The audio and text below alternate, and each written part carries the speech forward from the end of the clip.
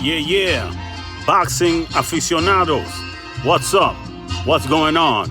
Hey, yo, check this out. I just wanted to talk about how hard it's been for boxing fans to open up their eyes and realize that the sport of boxing has turned a corner. A lot of hardcore boxing fans find themselves stuck in the same mentality that they were in 5-6 years ago. You could even say 7-8 years ago when the A-side, B-side, Pacquiao, Mayweather war of Pactards, Flow-Mo wars were taking place, right? And, the ugly position that boxing found itself in, right? Where fights that should have happened, immediately didn't seem to be taking place at all, i.e. Pac Floyd, right? And it seems like rapidly preceding that came the PBC, well, actually, it was the Golden Boy Top Rank Cold War that morphed into the PBC Top Rank Cold War that that then evolved to the Showtime HBO Cold War, where we didn't get to see fights like Stevenson Kovalev take place. We didn't get to see, a whole host of fights that should have taken place that couldn't take place.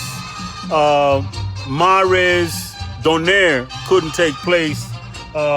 Rigondeaux, Santa Cruz, all those fights that didn't take place. And it seems like boxing fans really think that we're still there, where they're complaining about those things. But the facts are the reality is far from the illusion that we as boxing fans, or some of us boxing fans, seem to be stuck in. Open your eyes. Boxing is in a very good place. Boxing is in the best place that it's been in years. This might be a golden age of boxing all over again. And I'm going to show you with facts, right? So it is the year 2022. We are in the month of July, 7th month, the ending of the month, right? So we're going to look back at 2022 and the fights that we've gotten so far, right? Not in chronological order, because that would take too much brain power. And I just want to relay the message. Bring the gospel of joy to boxing. So here it is. We got Serrano Taylor, right? We got Serrano Taylor on the same night that we got Shakur versus Valdez. Serrano versus Taylor, probably one of the biggest, probably the biggest fight in the history of women's boxing.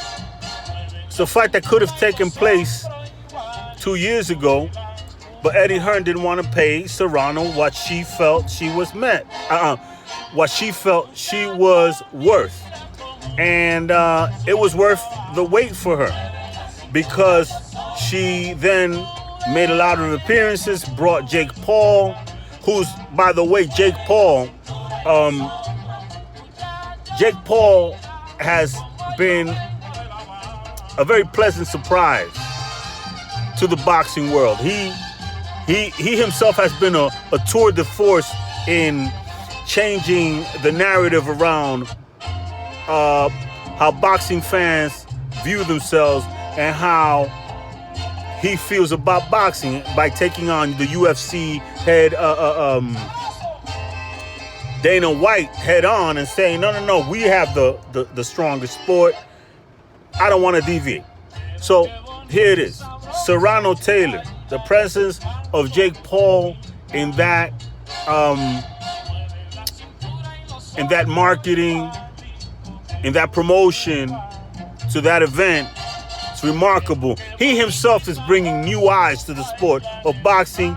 The ladies did a bang-up job. It was a highly anticipated fight, a very much anticipated fight, and the boxing fans were not disappointed because the ladies showed up that night. They put on a classic that transcended gender, right? The drama that unfolded in the ring is timeless, no matter the gender of the fighters taking place in it. So kudos to Serrano and Taylor. On that same night, we got Shakur Stevenson versus Oscar Valdez. Here's a fight that many thought wouldn't take place, right? That it wouldn't take place because Valdez was going to duck Shakur, and Top Rank likes to marinate fights and this and that. We got it. It got done. 2020 hindsight, critics with 2020 hindsight want to somehow denigrate the validity of that fight. But 1.4 million people tuned in to see that fight, right? And it raised Shakur into the stratosphere of pound for pound list. He put him on the pound for pound list, right? And raised his image and his exposure in the boxing world exponentially. We also got Fury White. Tyson Fury versus Dillian White. Dillian White, after waiting what seems to be a decade for his shot at the WBC belt, finally got it against Tyson Fury. A lot of Fury haters, a lot of Top Rank critics thought that Tyson Fury was going to drop that belt, and they were elated to see at the prospect of having Dillian White pick up a vacant. They thought this and that and the third, but the fact is that the fight took place. It turned out to be the tune-up that I said it would be, but that doesn't take anything, doesn't take an inch away from the fact that nearly 100,000 people in the UK showed up for that event, and it ushered in a new era in boxing where the UK now has two faces of boxing, right? They have Anthony Joshua, the sex symbol, and then they have the big fat gypsy guy who just kicks everybody's ass. I don't want to use foul language, but it is what it is. Next we have Fundora versus Lubin. Sebastian Fundora versus Erickson Lubin was a fight that elevated both fighters, win or lose. And we saw Lubin put on a hell of a performance in a losing effort. It's too bad that his face turned into a meme, but needless to say, he made a fan out of me moving forward. And Sebastian Fundora may be the face of the PBC if they play their cards right. This guy is a very affable, likable young man who is a rarity. He's like, watching him fight is like going to see the carnival. They like going to the carnival and seeing the House of Horrors or the Weirdos or whatever. It's just so bizarre to see this guy at 154 fighting, what is he, 6'7", 6'5", 6'6", and comes in and fights in the 154 division. He looks bizarre, and the kid can fight, has a hell of a punch, has a hell of a heart, as proven against Erickson Lubin. We also got Bam Rodriguez against Rungvisai. Bam Rodriguez against Rungvisai. Bam Rodriguez that fight may have ushered in a new Mexican star in the lower divisions. It's the flyweight division that, by definition is very low on the totem pole in boxing historically, but he himself, hailing from Texas, is definitely an attraction to the Mexican fans, to the boxing fans in general, with his performances that are very reminiscent of Vasily Lomachenko. Very Lomachenko-esque in his movements. And upon hearing an interview with him, guess what? He is a fan of Lomachenko and emulates him a lot. So that explains a lot of his movements in the ring. Now, what is exciting about him is that it gives boxing yet another superstar to look forward to. And that's just in the first quarter, not even in the first half of the boxing year. Charlo versus Castaño 2. A lot of people thought that fight wasn't going to get made. For whatever reason, the PBC, Heyman fighters don't seem to push themselves. But Jermell Charlo is the exception to that rule. Jermell Charlo himself makes a very compelling case to be on the pound-for-pound list. He's an undisputed, unified champion at junior welterweight. At junior middleweight. And the man deserves to be on pound-for-pound list. A lot of boxing writers have been resistant to that because these guys are lost and they don't respect that division a lot. But needless to say, he's done what was supposed to be done to get on a pound-for-pound list, just like Terence Crawford did at junior welterweight. He unified that against Ndongo, and Postol was a legit opponent, and then he fought Ndongo, and he got on the pound-for-pound list based upon that. Granted, he was moving up from 135 when he did that, and so he became a two-weight division champion. If that's going to be your argument against holding Jermell Charlo into the same regards or the same esteem as you would Terence Crawford, then that's an argument that can be made. But needless to say, it would be a quite unfair one. Then we go to Haney versus Kambosos. Haney, despite the hate he got from me, and all his naysayers, and not exactly the greatest resume in the world, you can't argue with the fact that the man boarded a plane, took a deal, signed with the promoters, and did what he had to do to go ahead and become undisputed against George Kambosos. George Kambosos, who beat the man, Teofimo Lopez, who beat the man, Vasily Lomachenko, in the lightweight division. The lightweight division historically is, in my estimation, and you can live in the comments, right? It is the fourth-rated most glamorous division in boxing, right? So I would say that number 4 is lightweight. Number 3 is either middleweight or welterweight. Number 2 is welterweight or middleweight. And the number 1 most prestigious division in boxing historically are the heavyweights. So he is undisputed in one of the top 4 divisions, historically speaking, in boxing. You can't take that away from it, and it was a big event. 55,000 people showed up to see that undisputed event take place. It was televised in 2 continents. It was a pay-per-view in Australia. You have to give the event itself its kudos, even if you want to be critical of Devin Haney. And it is just another illustration of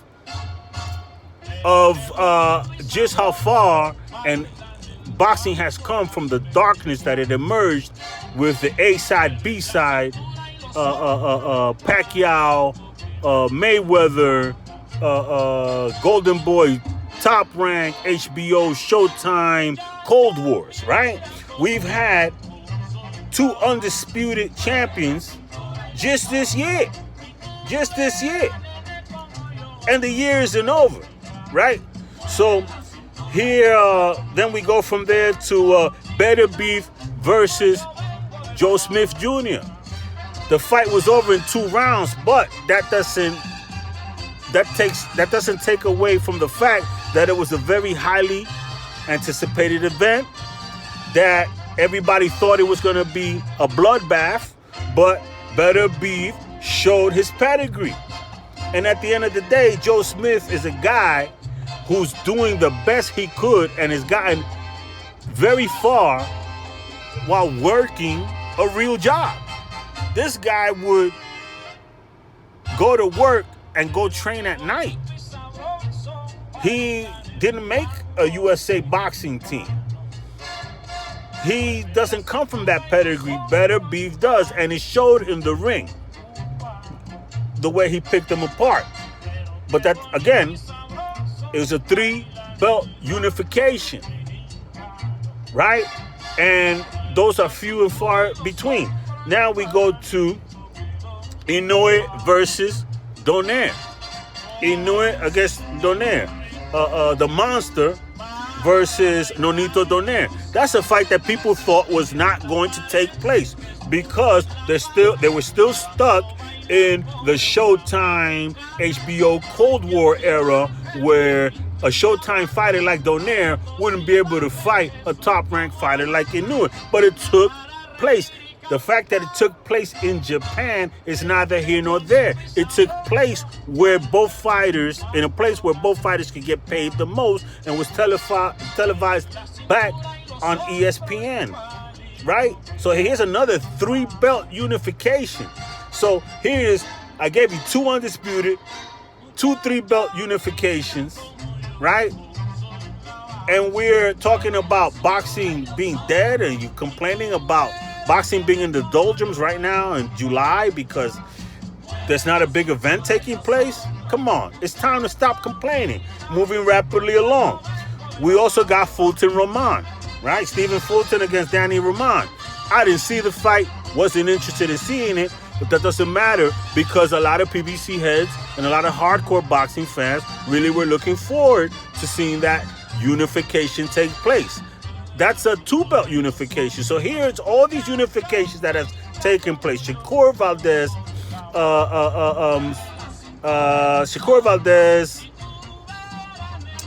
Charlo Castaño, Haney Cambosos, Inoue Donaire, Fulton Roman, and then we also had Canelo and Bivol take place. Canelo versus Bivol. Canelo, who hadn't lost in how long? Takes on Bivol, moving up to 175, thinking that he was going to be another pushover, another European pushover, and Bivol has pedigree. Bivol is legitimately a bigger fighter than Canelo.